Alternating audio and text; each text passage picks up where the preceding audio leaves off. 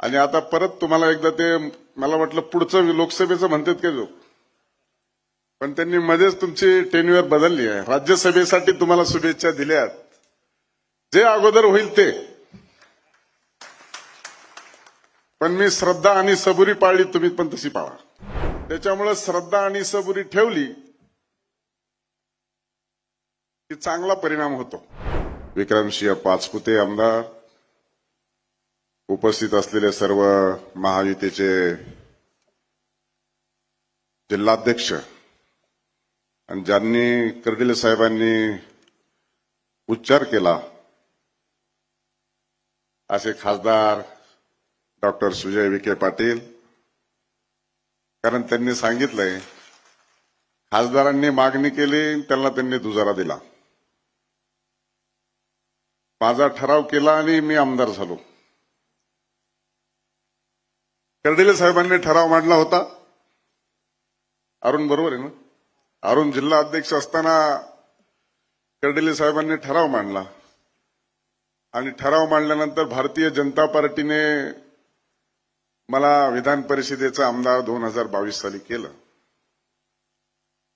आणि आता परत तुम्हाला एकदा ते मला वाटलं पुढचं लोकसभेचं म्हणतात का जो, पण त्यांनी मध्येच तुमची टेन्युअर बदलली आहे. राज्यसभेसाठी तुम्हाला शुभेच्छा दिल्यात. जे अगोदर होईल ते, पण मी श्रद्धा आणि सबुरी पाळली, तुम्ही पण तशी पाळा. खरं तर वास्तविक पाहता आजच्या या कार्यक्रमाच्या निमित्तानं, हा कार्यक्रम लवकर होणं अपेक्षित असताना देखील काही अपरिहार्य कारणामुळे हा कार्यक्रम पुढे गेला. परंतु आपण पाहिलं असेल की राज्यामध्ये एवढ्या मोठ्या प्रमाणामध्ये सत्ता स्थापन करण्यासाठी बहुमत हे महाराष्ट्र निर्मितीच्या नंतर पहिल्यांदा मिळालंय. 237 जागाचं, आणि त्याच्यामध्ये आपला जिल्हा कुठे कमी पडला नाही.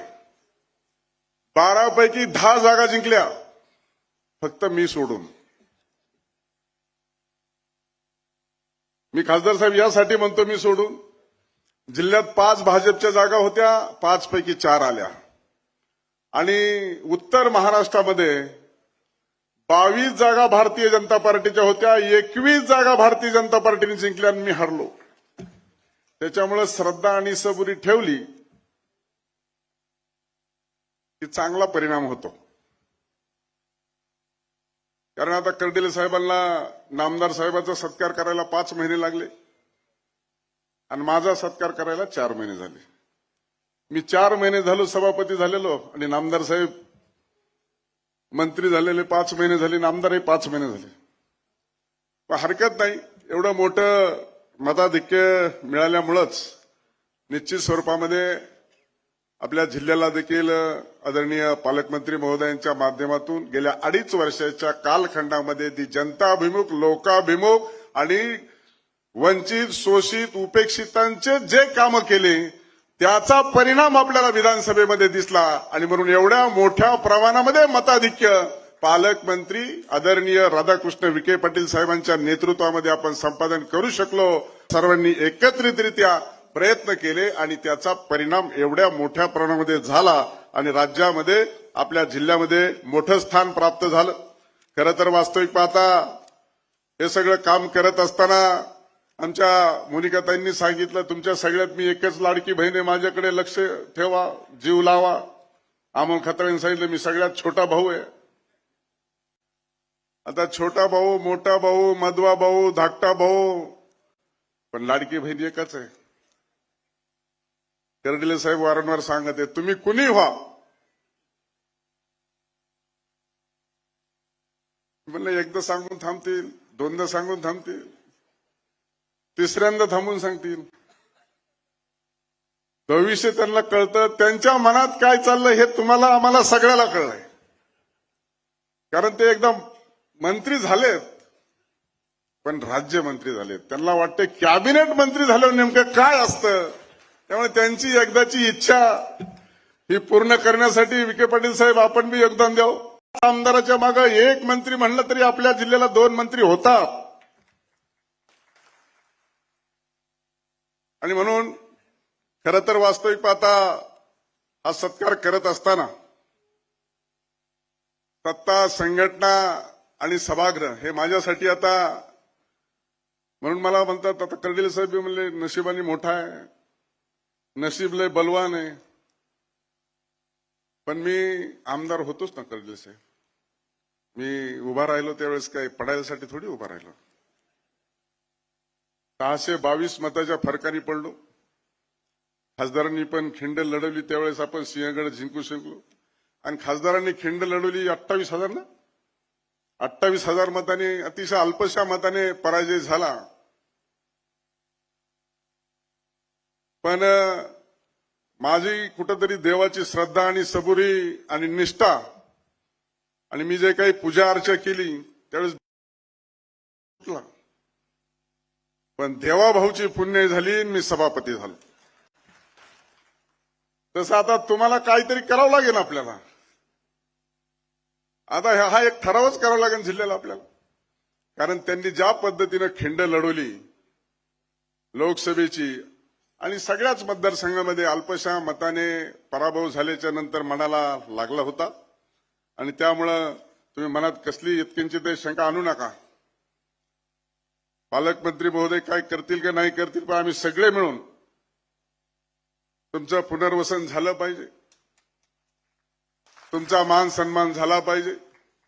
आणि शेवटी एक नवोदित कार्यकर्ता पहिल्याच फेजमध्ये निवडून आल्याच्या नंतर अतिशय सकारात्मक प्रतिसाद देत सगळ्याची अडीअडचणी समजावून घेत आपण जरी पराजय झाला तरी जनतेला दिलेला शब्द पाळायचा या हेतूने पराजय झाल्यानंतर देखील माननीय पालकमंत्री महोदय जलसंपदा मंत्री झाल्याच्या नंतर साखळीचा शब्द पाळण्याच्या दृष्टिकोनातून ज्या हालचाली केल्या तेही जनता विसरू शकणार नाही.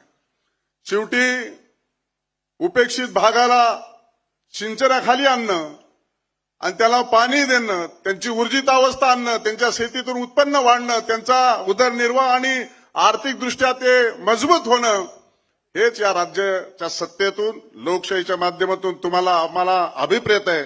आणि म्हणून खऱ्या अर्थानं तुमचा मागणी म्हणण्यापेक्षा आमचं कर्तव्य हे महत्वाचं आहे.